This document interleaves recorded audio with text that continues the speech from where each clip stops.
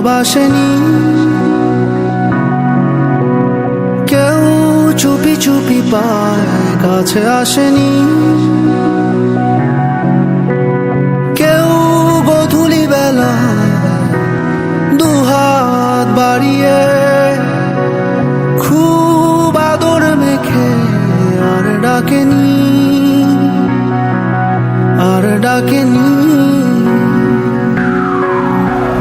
ঘর ছাড়া বাতাস হয়ে তোমায় ভাসাতে চায়, পালতোলা নৌকায় আবার হারাবো।